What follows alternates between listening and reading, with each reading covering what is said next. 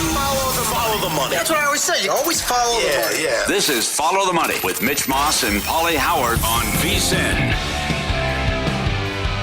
Welcome in. It is Follow the Money here on VSiN, the Sports Betting Network. This show is brought to you by DraftKings. Mitch Moss, along with Jonathan Von Tobel, who is in for Paulie Howard this week. And as always, we are live in downtown Las Vegas from the Circa Resort and Casino. JVT, we get the two play-in games tonight, two more tomorrow, and then game one starting this weekend. And Raheem Palmer joins the program now. He loves the NBA. He loves to fire. He's on the Progressive Guest Line. He's with TheRinger.com, the 100, part of 100 plays in the NBA playoffs at the website as well, and the Ringer Gambling Podcast as well. Raheem, great to talk to you, man. How are you? It was great to speak to you as well. I'm very excited right now. Got the NBA playoffs coming up, so the best time of the year right now. Do you have a bet on the first play-in game tonight, which is the Lakers on the road against the Pelicans? Of course, the Lakers went to New Orleans on Sunday, blew their doors off, and now this number has been it's around the money line, so it's not the biggest of deals, obviously, but some spots posting Pelicans still -1. Others earlier this morning had the Lakers -1.5. What are your thoughts on this game tonight? So this game is very interesting because a lot of times you see those two-game series during the course of the regular season that started since the COVID season. And you have teams playing back-to-back in the same venue. And a lot of times you see an over-adjustment to the spread based on what happened in the first game. So you had the first game where you had the Pelicans -3, and the Lakers blew them out. And now you had the Lakers getting bet up to a favorite. And now you're seeing sharp money start to take the Pelicans because they're saying, how can that line be 3 in the same venue between the same teams and the same players, and then come back and then the line be Lakers -1. So now you're seeing the sharp money on the Pelicans. And look, there's a little precedent for this. I don't know if you guys remember in 2021, the Golden State Warriors, they played the Memphis Grizzlies on a Sunday. Steph Curry, you look it up on YouTube, Steph Curry hit that big 3 and he did the Baron Davis celebration. They played 2 days later, and the Memphis Grizzlies knocked out the Golden State Warriors out of the playoffs. So I think a lot of sharps are thinking that. But when I look at the matchup between these two teams, I think it's just a bad matchup for the Pelicans. I mean, LeBron James has absolutely dominated this team this year. 28.3 points per game, 60% from 3, 55% from the field, 12 assists per game, 6.5 rebounds, and 1.5 steals. And if you look at the 4 games in which the Pelicans have played the Lakers this year, they've had half-court offensive ratings of 74, 98, 115, and 92. And the only game that they won was the game where they made 18 threes. So I might find myself on the Lakers tonight. What do you make of the questionable tag for Anthony Davis, and where does this number snap back to once he's active for him? Because we see it all the time in the regular season, right? Guys questionable, line moves maybe a point, half point one direction, then snaps back when he's in. What's the expectation for Davis today, you think, and where the line goes when he's active? Well, you see the sharper books are sitting at 2 and -1.5. I think you'll probably get back to closer to a pick'em. So this probably closes either a pick'em or -1. But pick'em is you'll probably see the sharper books at -1. And then I think you'll see every other book at close to a pick'em. Oh, you know what, guys, as we're talking about this, Circa has Pelicans -2 right now against the Lakers. Yeah, Circa, Superbook. I was going to say that, but I didn't know if I was allowed to say Circa on the air. I know you guys are owned by DraftKings. We're all good. We're broadcasting live right now from the spot. What about the other game that we have tonight? Now, money's been coming in, and the Warriors pretty much the entire time. They're up to 2.5 at most spots. I do see a 3 here in Las Vegas. That's at Station Casinos. But again, here at Circa, they're down to 2. Do you have a bet on this game, Raheem? I don't have a bet on this game, but I think the thing that stands out to me is I think you're going to see the public all over the Warriors, and I think you're going to see sharp money on the Kings. I just think this game is very interesting because obviously, you look at the Kings, they're out Malik Monk, they're out Kevin Huerter, but I think with Keon Ellis and Davion Mitchell, I think the defense gets a little better. You're looking at two teams who have really been locking down defensively over the last couple of weeks. And since the All-Star break, I think the Kings are top 10 in defensive rating. Last 2 weeks, Warriors are 10th in defensive rating, Kings are 9th. But the wild card in this matchup, and I think one of the reasons to play the Warriors, is that Domantas Sabonis, he's such a big part of this Kings team. Well, he's really struggled against the Warriors. He was -49 against the Warriors in the postseason. He was -84 against the Warriors during his career and -8 against the Warriors this season. He's only going to play more minutes. And I think he's averaging 15.9 points per game against Draymond Green for his career. So I can understand why the public is all over the Warriors, but I think at this current price, you're looking at -3s in the market. I think that's a little too steep. So I think you're going to see sharp money just grab the number on the Kings. But I think this is an under. I noticed open up at 227. I think at 224 is probably a little bit too high, especially when you consider that Monk and Herter are out. Raheem, regular season matchups are obviously a little bit different. These teams obviously played 4 times with each other, but the big difference is Trayce Jackson-Davis only played 5 total minutes in the 4 games. He's now starting matchups. He's been a big part of one of their betting starting lineups. So how do you make what is the difference now with Trayce Jackson-Davis along with Draymond Green in this front court? How much of a difference does he make, and how do you take away anything from a regular season when there's such a big change with the Warriors starting lineup?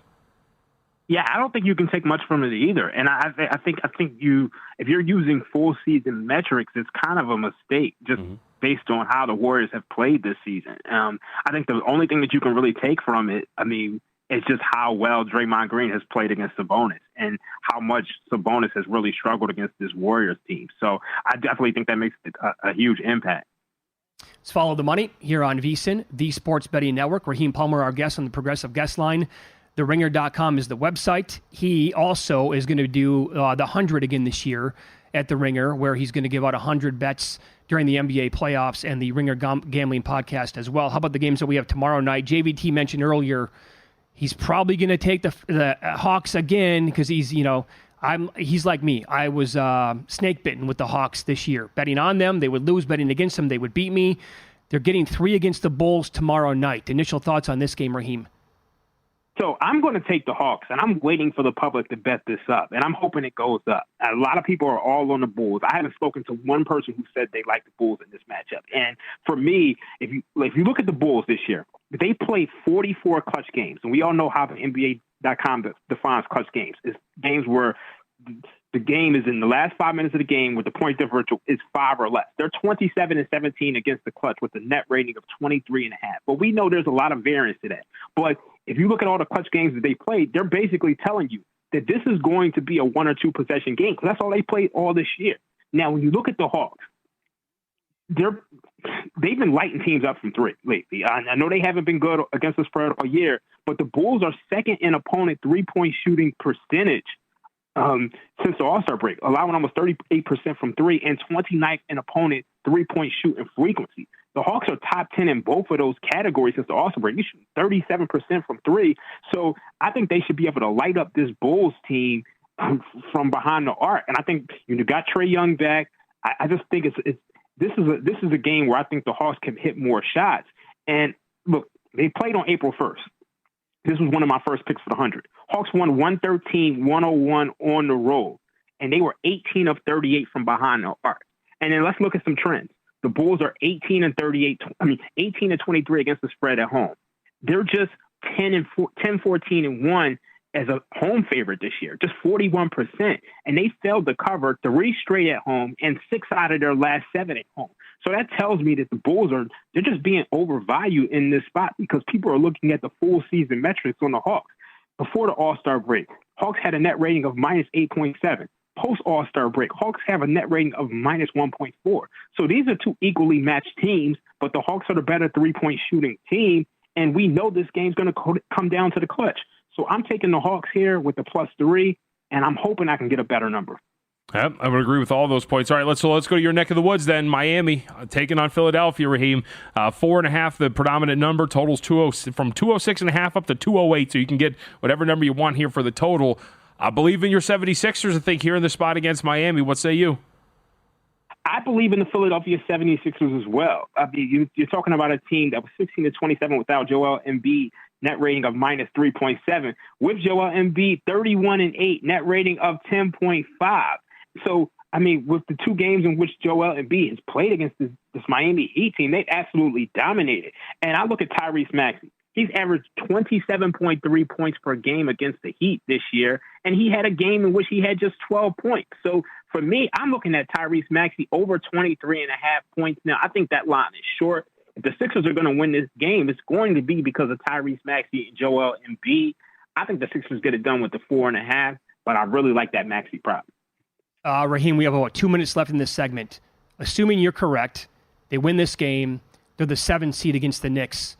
What would you make a series price on that? And would you like the Sixers' chances to win it outright? I would probably make it around, and this one's tough for me because I can't really model the Sixers this year with, all of the absences of Joel Embiid. But it probably would be around Knicks minus 140, minus 150 or something like that. It's just really tough for me to come up with a line right now. Okay. Would you think over 7 games, though, and even the season that Brunson had, I think that he deserves some MVP consideration. Not that he had to win, but he should be in the mix. Is Embiid the best player on that court for a 7-game series, even though the full health is maybe still a little bit up in the air?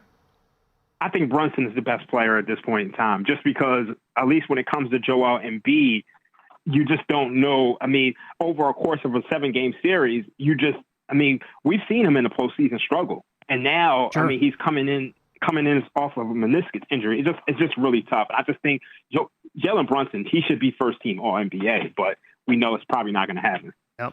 All right, hang tight.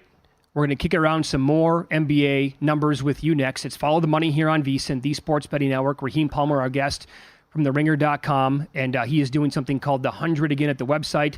100 NBA bets over the span of the playoffs. We'll get into the round 1 series prices that we have. If he didn't bet the Pelicans at this point, actually that number is way, way gone now. Would he actually think there might be some value on the Bucks now that it's come down where it is and they're laying around minus 170? We'll get his thoughts on that and the Mavs-Clippers series next on Follow the Money. It's VSiN, the Sports Betting Network.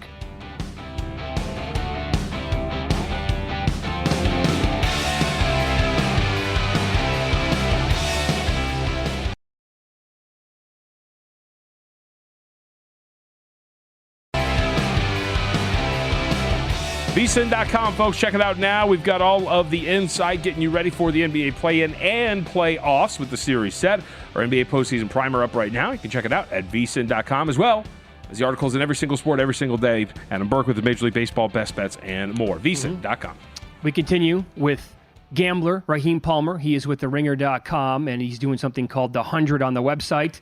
100 bets on the NBA playoffs over the course of the entire thing. He joins us here on the Progressive Guest Line. So, Raheem, did you grab a little bit of Pacers series price against the Bucks before the Giannis news, anticipating that he might not be ready for Game 1? And if you didn't, with the current change in that number, do you actually think there might be some value on the Bucks as low as it got?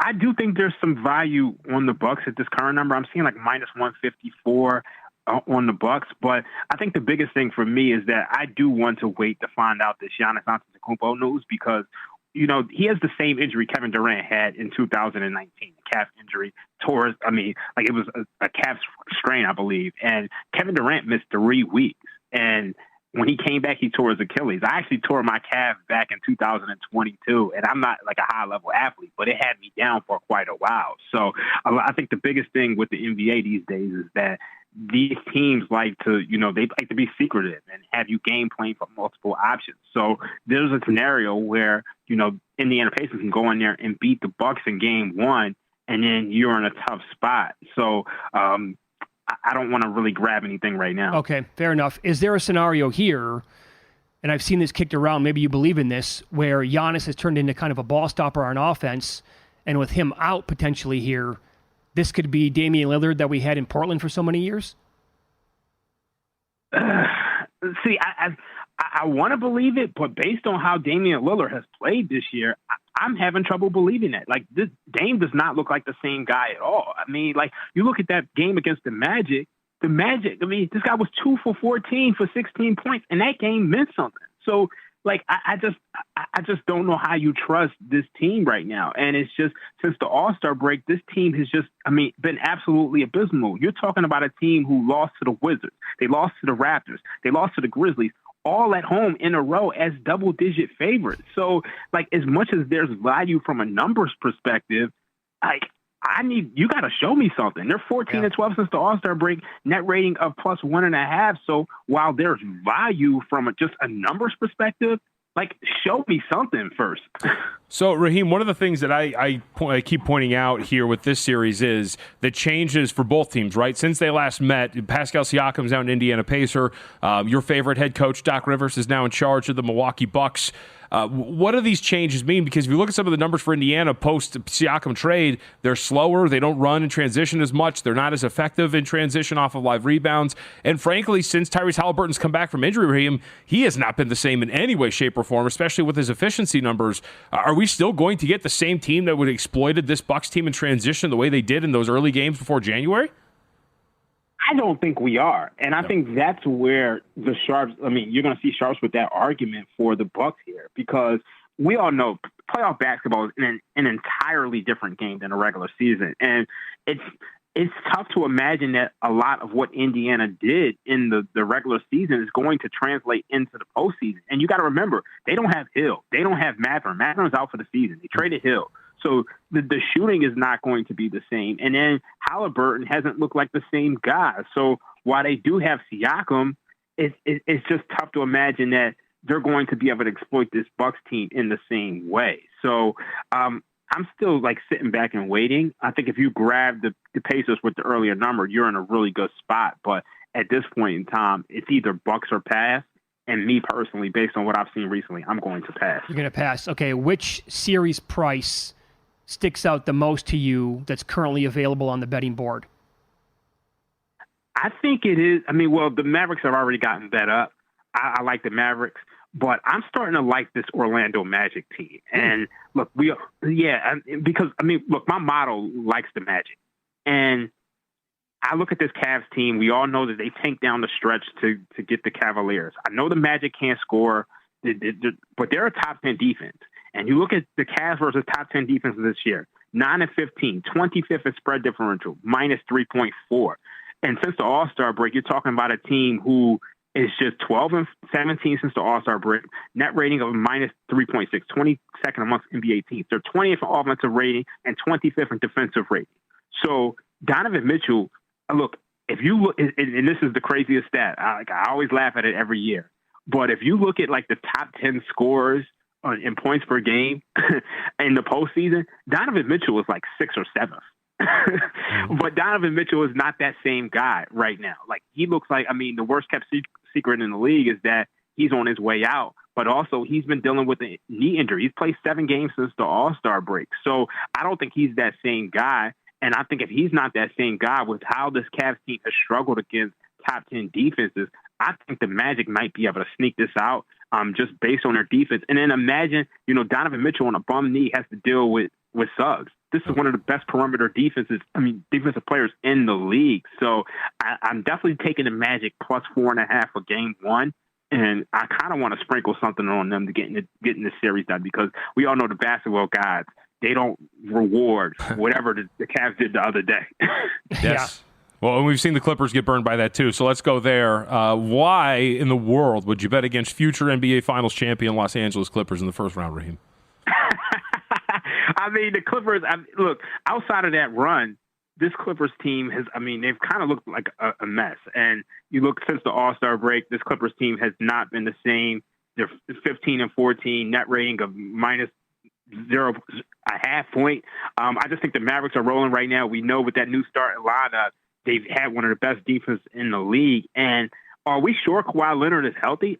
They're very secretive about it. And it's just like, it wouldn't surprise me if Kawhi Leonard missed game one. And I think you're kind of getting a bargain on the Dallas Mavericks, who've been playing lights out. Now, I think the counter argument against the Dallas Mavericks is that they haven't really beaten too many teams above 500. They're just 25-27 against teams above 500. But the way the Clippers are playing, they're playing like a 500 team. So I think Luka, look, what do they say in The Godfather? Luka Brasi sleeps with the fishes. He's been sleeping with the fishes the last 2 times he played the Clippers. I don't think he sleeps with the fishes this year. I think the Mavericks get it done. So even at minus 120, I'm seeing value on the Mavericks. Raheem, who comes out of the West? It's very hard to say anybody but Denver. But if it's not Denver, it's going to be the Mavericks. It's actually going to be the winner of this Clippers series. Oh, if it's not Denver. That's good. That's okay. We'll accept that. What do you think of OKC overall? I love OKC, but I think they're going to struggle inside. And I think that's the scary thing. Like, I think if this was the league like 4 years ago when the Warriors were making a run where everybody was going small, that would be great. But now you got to have some size to you. I don't think you're going to be able to deal with, let's just say that they played the Lakers or they played Minnesota or they played Denver. I just think and we just haven't seen young teams perform like this in the postseason. So I can't buy in on them, but it wouldn't surprise me if they made a deep run to the Western Conference Finals. But at some point, I don't think they have the experience. All right, Raheem, last 2 minutes with you here. I've kind of figured we saw this coming. I was actually hoping Phoenix would get Oklahoma City in the first round so I could bet against them. Figured the market would very much be all over the Suns. They're now favorites in this series against Minnesota. Do you trust the Suns? Ooh, this is a tough series. This is a very tough series for me just because all the models say take Minnesota. But we know that this is a pretty bad matchup for them. And if you look at the Wolves in the clutch, they can't score in the clutch. And I trust Bradley Beal. I trust Devin Booker, Kevin Durant in the clutch to hit their shots.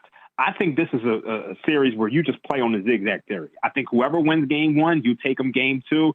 I think this is probably going to be a 2-2 series in a long series. So I'm going to be looking to play like series-long props. I think that, Rudy Gobert is going to have a monster series. There's going to be series. There's going to be games where he's going to have double-digit points and double-digit rebounds and just going to destroy the Suns, and they're going to get into foul trouble. So this is a long series, and that's how I'm going to try to play it.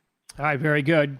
You can get Raheem's plays in the 100 at theringer.com, the Ringer Gambling Podcast as well. Follow him on X at IamRostradamus. That was awesome, Raheem. Thanks so much for the time. Good luck betting the playoffs. Thanks for having me. I appreciate y'all. Yep, be good. He joined us here in the Progressive Guest Line. Right, the Twitter handle. You guys are in lockstep in a lot of that stuff except for his prediction on the Mavericks. Yeah. And I also think, too, what he's right and the reason why this is going to come back and burn me. Let's play this over and over again with a laugh track when it burns me. I'm trusting that what the Clippers are saying is true and that Kawhi Leonard is healthy. You're better than that. Trust me, well, I know. You should be better than that. I should be better than that. Yeah. A team that has actively lied about his knee multiple times now. Good luck, pal.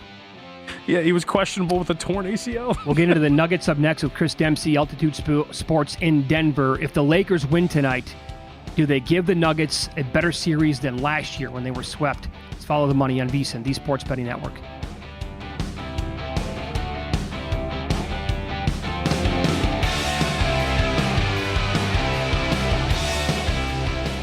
Now, 92% of the handle, 77% of the bets on the Golden State Warriors, minus 2.5 in their matchup with the Sacramento Kings. You can see that information and more right now. VSiN.com/splits. Page is open to anybody. That's right. I don't even have a VSiN Pro subscription. I'm looking at it right now. Check it out. VSiN.com/splits. We'll continue here talking NBA. Chris Dempsey joins the program now, Nuggets reporter and analyst for Altitude Sports. Also, we'll get his thoughts on Bo Nix going number 12 overall, question mark to the Broncos coming up here in a few minutes. Chris, thanks for the time today. I'll begin with this. Excuse me. Of course, the Lakers were swept by the Nuggets last year in the Western Conference Finals. Did not go well for LA. It's not a great matchup for this team. But I will ask you, if the Lakers win this game tonight, and that's the 2-7 matchup we get in the West, do you think the Lakers make it a little more interesting this year against Denver? I don't. Okay. But you know what? but no, I will say this about the Lakers. I think the version of that basketball team that has ended this regular season is actually, it's a much better version than the Nuggets played last year in the Western Conference Finals. So, and those games, even though it was a sweep, obviously there was fourth quarter games. The Lakers were able to push the Nuggets, at least within those games. Nuggets were able to close them out each time. So, do I think it would be an interesting series? Yeah, I do. I mean, look, LeBron's going to score a bunch of points.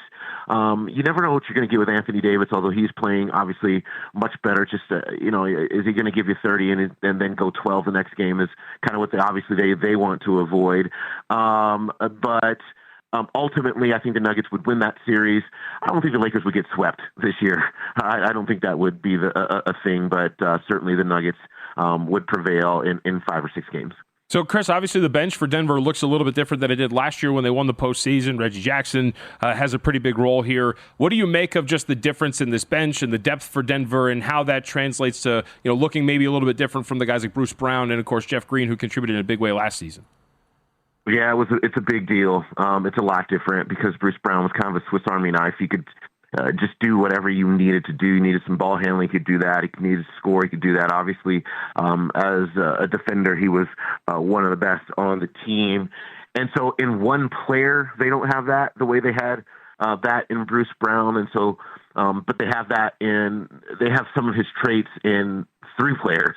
And so what I think we'll see is Reggie Jackson, Peyton Watson, and Christian Brown be the main players off the bench. He might be the only, as the playoffs go on, they might be the only players coming off the bench. I fully expect the Nuggets to also use Aaron Gordon at the center spot again, the way they did last season. Yeah, absolutely. So, look, Reggie Jackson, if he can just score consistently, that's been the big deal. I mean, when he has scored, he has looked great and running that second unit, and they'll also keep Jamal Murray on the court with that second unit as well. So you have either Jamal or Joker or both on the court for every minute of a basketball game. So Jamal's presence with that second unit also helps greatly. But they do need Reggie Jackson to score and score consistently. And then they need defensive effort from Christian Brown and Peyton Watson. And Peyton Watson is a guy who has now collected something like, in my last 4 games, something like 15 blocks in his last 3 or 4 games. So he is a guy that can certainly bring it on the defensive end. You know why they call Reggie Jackson big government, Mitch? Why is that? Because he's always bailing you out. There you go. Yeah, that's right. Well, Chris, he did not bail him out against the Spurs over the weekend. No. What was the reaction by the players and the coaches when they blew that game and a chance really at the 1 seed? Yeah, that was as dejected a locker room and plane ride, quite honestly, as I've seen all season long. Because you feel like when they beat the Minnesota Timberwolves a couple of days before, that was the you did the heavy lifting at that point. Yeah, and now you knew you had 2 bad record teams to end the season. And like San Antonio, the thing about the San Antonio game as well is if you were even going to be complacent at any point in that game, that would have been a hard team to do that against, because just a week prior, they pushed the Nuggets in a game in Denver. And so you knew what you were facing with that San Antonio Spurs team. And so to get up by 23, to then take your foot off the pedal, and I will say this: this is one of the kind of the bad cracks in their armor over the course of the season. They had a great record against teams that were under 500, but in those games, if they were up big, they almost always took their foot off the gas pedal and never really got burned. They just flipped the switch at some point and won the game anyway. And that was the day that it burned them, and it was really, really bad for them. But I was, for them to be able to still finish second, I think was deserving. I think they won 4 more games they did last season. They won a title last season. So could they finish second? And they did. And I think that was a deserving spot for them. Let's follow the money here on VSiN, the Sports Betting Network. Chris Dempsey, our guest, Nuggets reporter and analyst for Altitude Sports in Denver. He's here on the Progressive Guest Line. So let's pretend you're right for a second here. They get by the Lakers. They're looking at the winner of Phoenix and Minnesota. Both those teams played the Nuggets well this season. Would you give either one of those teams like a legit chance to actually beat Denver in a 7-game series? Yeah, Minnesota, I would. Minnesota is really good. And, I think for the biggest sigh of relief for the Nuggets is that they would have home court in that scenario. Because if Minnesota were to have home court in that scenario, that would be a very, very difficult task for the Nuggets to come out of that series in 7 games. I mean, I could see that series basically the home team just winning every single game, and the Nuggets winning in 7. The Phoenix Suns is an interesting basketball. They are an interesting basketball team, but I think that their last game of the season at Minnesota is exactly how they envisioned themselves looking the entirety of the season. Well said. But the reality of the situation is they just did not play that way. And, and partly because those players, Beal and Booker and Durant were not able to be on the court for the lion's share of the season. That was also obviously part of it, but also because their defense is wishy-washy and it's kind of in and out. You never know what you're going to get on that end of the court. Sometimes one of those three players also has an off night, and that seems to greatly affect their chances of winning on that particular night. So the Phoenix Suns, I would need to see them actually do this thing through an entire playoffs to believe that they are who they want to be, whereas the Minnesota Timberwolves have shown this the entire season. Although I think troubling for them is the way Phoenix defended Anthony Edwards in that game. Is that a way that can be copied? And if it's copied by other teams, does that immediately make them vulnerable to losing a series? They got to get that sorted out and make sure that Anthony Edwards can score the way he needs to score to have the impact on the game so that they can continue to move on. But I think of those two teams, the Nuggets would be a lot more pushed by Minnesota. All right, so let's transition over to the National Football League. Broncos, 12th overall pick. Is this really going to be Bo Nix? No, I don't think so. Not at 12. I think if the Broncos take Bo Nix, they'll trade down to do that. I fully expected the Broncos to try to trade up, to be honest with you. I still think that they have eyes for J.J. McCarthy, and if they can put together a package that can move them up to that 4, then they will do that. You know, the Arizona Cardinals are in just a great spot, man, because so many quarterback needy teams, they all want to move up to about that spot to get them, and so they can just kind of pick and choose the packages they want. And so the question is can the Broncos offer something that Arizona would want over something that Minnesota would be offering them as well? I think that's their first choice. If they pick at 12, I think they don't pick a quarterback at 12. I think they pick Brock Bowers or just one of the great players that's probably going to get pushed down because so many quarterbacks are going to get taken early on in that first round. And then again, if they do Bo Nix, it's going to be a trade down situation, a trade back situation, and then maybe get another pick as well. Take Bo Nix and then whatever else they need for their team. But it's been an interesting question. I do a radio show here in town, and trying to put your finger on what is going to happen with this football team has been one of the hardest years to figure that out. And because they need so many things on offense, but they need a quarterback, but they're in a weird situation that they cannot necessarily. There's so many quarterback needy teams. Can you get the guy that you want? I think Michael Penix Jr. here is also a sleeper for the Broncos, so I wouldn't rule out them kind of snatching him at some point either. Yeah, you can listen to Chris on his radio show, Altitude Sports Radio 92.5 from 10 until noon in the great city of Denver. Follow him on X at Chris A. Dempsey. Chris, that was a great spot. Thanks so much for the time today. Yes, absolutely. Thanks for having me. There you go. Chris joined us on the Progressive guest line. Up next, we'll recap our in-pocket plays from last night and tell you what we're betting coming up on Follow the Money. It's VSiN, the Sports Betting Network.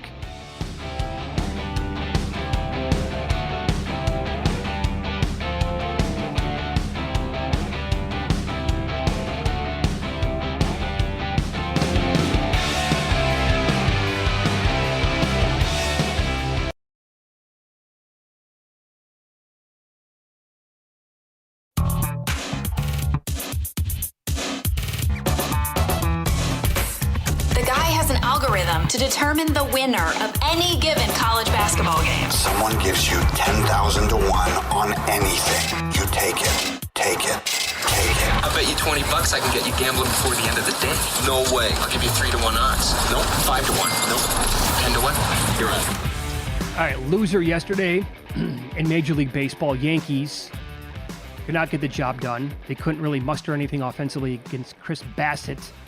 The good news is Toronto really did nothing on offense either because Luis Gil walked 7 guys. And they only scored 3 runs overall in the game. Loser, more on that in a minute. He did have 6 strikeouts, by the way, in the game. So that was a loser. Pending grabbed the Pacers, plus 195 on the series price. Adding today, There's a reason why I'm going to go under Yusei Kikuchi on the K-prop, which is 5.5 minus 105 as we speak. Now, so far, off to a rip-roaring start. 11.49 Ks per 9. Very good. Last two starts, 9 Ks and 7 Ks. His K-prop was 5.5 each time. It's at that number again today against the Yankees. Bassett went under his K-prop last night. That now is 9 straight opposing Yankee starters staying under their K-prop. 9 straight opponents to face the Yankees have gone under their K-prop. They strike out 19.1% of the time. That is tied for the 5th best mark, or 5th lowest mark, in Major League Baseball with the Padres. They don't strike out that often. I don't think they will against Kikuchi in this game today. I'm betting him under 5.5 for the K-prop here. I would also look at maybe Rodon going over 4.5 in this game. Blue Jays strike out a lot. Opposing starters are 13-3 over their K-prop against Toronto this year. I got Lakers money line plus 105 against the Pelicans. That number is available at many spots right now. The Pelicans are laying 2 several books. I think they win the game, move on and take on the Nuggets. And JVT, to your point, well, you know what? You have that bet coming up too, so you'll expand on that. And this is via Paul Howard, out this week on vacation. Peterborough, you know the deal. It's like, what, 32-5 over, something like that, 34-5 over run. Over 2.5 goals, minus 190 is the play. I guess we'll put this on my mark. If this is a loser, it goes on Paulie's record, but if it's a winner, it goes on mine. Peterborough, good way to do it. League One over 2.5 goals. And like I said, I have the Pacers pending plus 195 yesterday. I grabbed that before the Giannis news. I bet it again, actually, at plus 165. Really? Yeah. Yeah. You figured that would be the case. You was in doubt. Made too much sense. All right. Angels first 5. This is a tough one to take on the chin. Actually, a couple of folks in the Follow the Money Army, if you will, sent me some tweets yesterday with some condolences, and I think a couple of people were in on it, too. Patrick Sandoval pitched a gem yesterday, Mitch. He did. Yep. Went into the bottom of the 5th inning without a blemish. Problem was Angels gave him no support, so it's scoreless going into it. Then, of course, allows the first 3 guys to reach. Looks like maybe he's going to get out of it.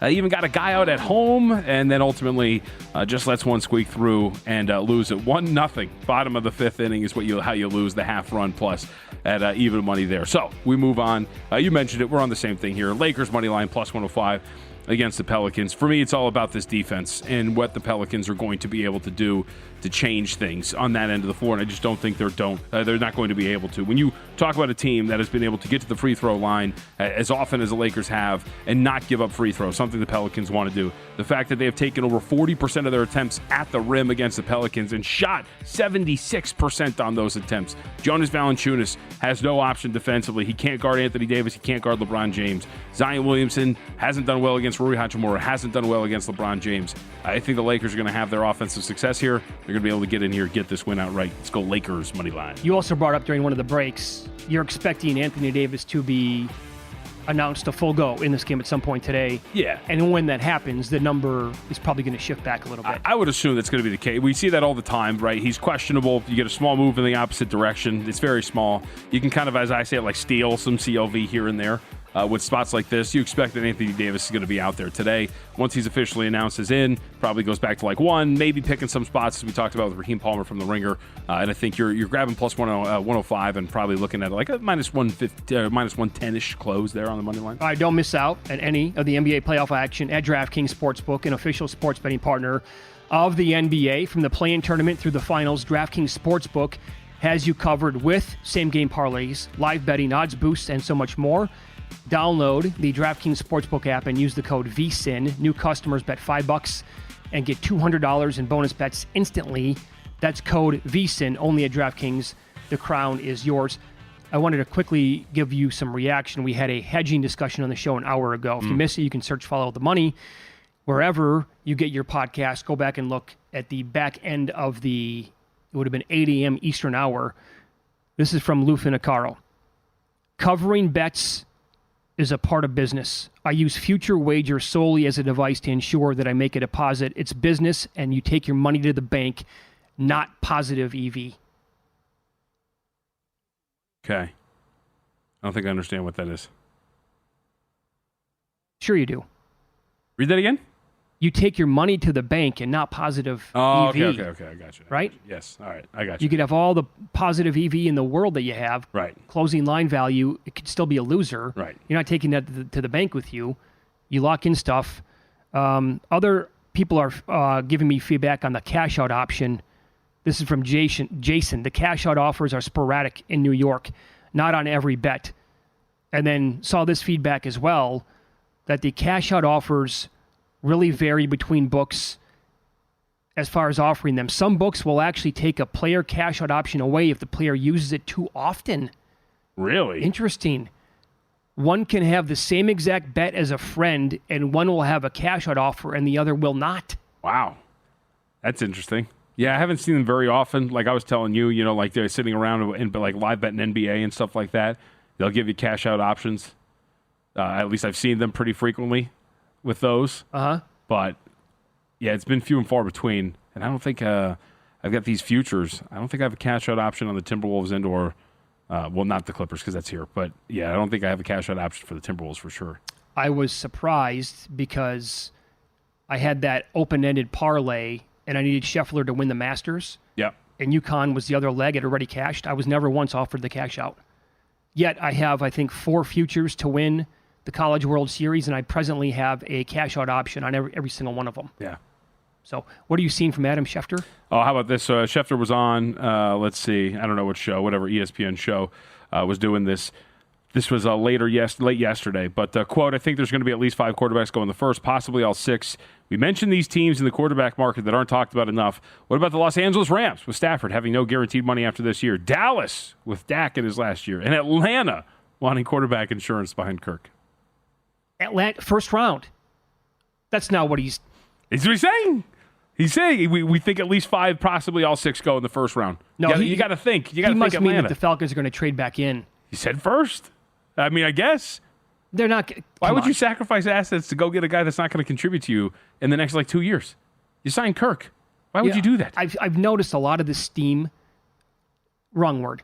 A lot of the talking points on ESPN, first of all, it's Jets and Cowboys every single day. Yes. Ad nauseum, which is just gun to the head. Well, enough already. We get it. But there's been a lot of talk on that network about the Cowboys addressing the quarterback position in the draft. I mean, maybe you go 5th round, whatever. It's not going to happen. You're going to to go first round right now, Dallas Cowboys? Quarterback? Dak was good. Dak is a very good quarterback. Why would they do that? Why in the world would they do that? I don't. I mean, in all 3 of these because teams, it's Jerry Jones? Right. All 3 of these teams have aspirations to make it to the playoffs and potentially compete for a Super Bowl. Why would you spend first-round capital on a quarterback that is not going to contribute for you this year? And the Rams haven't had a first-round pick since 2016. Yep. And we're going to go guy who... They're going to go quarterback now? By the way, not even just quarterback. You're going to spend that first-round pick on possibly the 5th or the 6th option at quarterback in the first round. I don't know, man. They were a playoff team last year. It was a great story. Stafford was awesome. They have to go quarterback at some point. I could actually see Rams going quarterback this year, but that would be more along the lines of a later round pick. That's like Spencer Rattler late in the draft. Yes. Or if Penix or Nix drop. Not even Nix, but if Penix is there, I've heard some rumblings the Rams might actually like Penix quite a bit. No. What you do is you spend a first-round pick on a guy who's going to be 24 when the season begins, and then you sit him for 2 years. That's how you do it.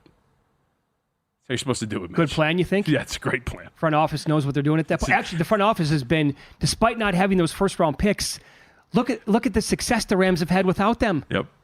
And last year, they killed the draft with no first-round pick. Like, think about that. You signed Kirk Cousins, right? Yeah, let's go draft Bo Nix, who's 24, and let's set him for 2 years behind Kirk. That the Cowboys, could you but Jerry Jones is the ultimate wild card. They did have to tackle him, right? You wanted to draft Johnny Manziel? He wanted to take the guy. Yep. He was talked off the ledge. By the way, like Jordan Love sat for 1,000,000 years. He's only 25. Oh. Like, that's how you do it. You don't do that with 24. It's like guys who are going to be 24. We're going to get 6 quarterbacks in the first round. Falcons screwed Dallas Turner. I'm going Bo Nix 8th overall. If you miss any of the show, again, you can search Follow the Money wherever you get your podcasts. We have shows all day long on this network, including a numbers game, which is up next. You can listen at vsin.com. Good luck betting tonight.